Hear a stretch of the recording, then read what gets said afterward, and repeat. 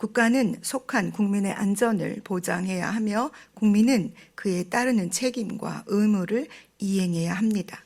이것은 국가와 국민이 서로 지켜야 할 약속입니다. 국가란 일정한 영토와 거기에 사는 사람들로 구성되고 주권에 의한 하나의 통치 조직을 가지고 있는 사회 집단을 말합니다. 국가에는 국민과 영토, 주권의 3요소가 필요합니다. 오늘 우리가 읽은 본문의 시작은 내 하나님 여호와께서 너를 인도하사 내가 가서 차지할 땅으로 들이시고로 시작합니다.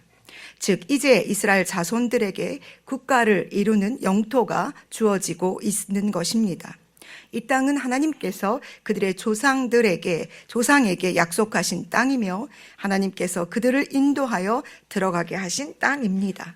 뿐만 아니라 이미 그 땅에 살고 있는 수도 많고 힘이 센 7 족속을 쫓아내심으로 이 땅의 소유권을 이스라엘 자손들에게 주시는 것입니다. 하나님께서는 왜 이 땅을 그들에게 주시고 계십니까? 7절에서 하나님께서 전적으로 이 백성을 기뻐하시며 택하셨기 때문입니다. 8절에서는 하나님께서 다만 너희를 사랑하심으로 말미암아 그들의 종의 신분에서 벗어나 자유가 있는 땅으로 그들을 인도하고 계시는 것입니다.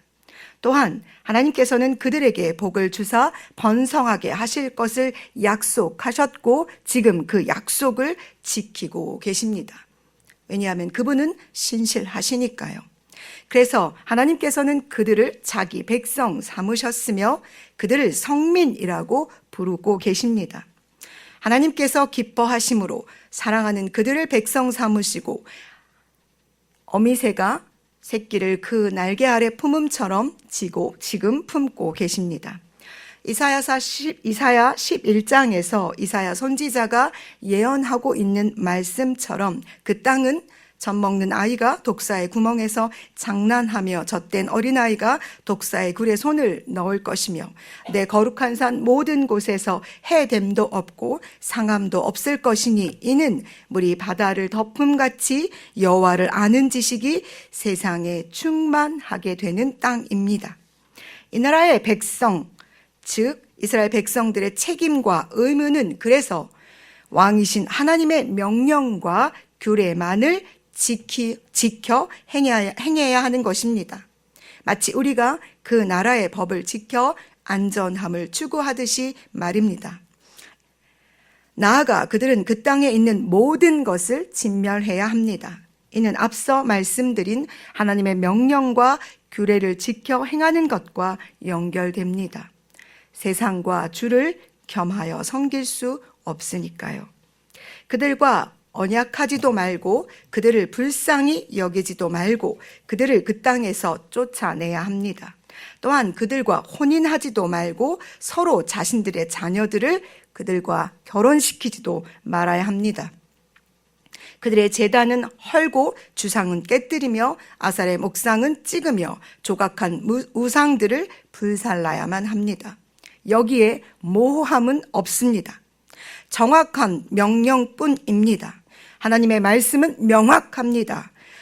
모호하거나 불분명하지 않다는 것입니다. 단지 우리가 하나님의 말씀을 들을 때 모호하고 불분명하게 듣고 자기의 소견에 옳은 대로 해석하기 때문에 우리가 하나님 앞에 범죄자가 되는 것입니다. 물론 이러한 일들을 할 때 우리는 두렵고 불안합니다. 그래서 이만 하면 되지 않을까라는 타협점을 찾기도 합니다. 그러나 기억하십시오. 모든 것입니다. 우리의 왕이신 하나님께서 백성인 우리에게 이 모든 것을 멸하기를 결심하는 우리에게 말씀하십니다. 두려워하지 말라. 크고 두려운 하나님이 바로 우리 중에 계시며 이 말씀을 우리에게 하고 계십니다. 사랑하는 여러분, 하나님께서 만드신 하나님의 땅에는 하나님의 것들이 자라야만 합니다. 거기에 죄로 말미암아 생겨난 가시와 엉겅퀴가 자라게 되는 것은 하나님의 창조 섭리에 어긋나게 되는 것이기에 우리는 그 땅을 착하고 좋은 땅이 되도록 기경해야 할 책임과 의무가 있습니다. 예수님께서 천국은 마치라고 말씀하시며 씨가 뿌려지는 땅에 대한 말씀을 하십니다.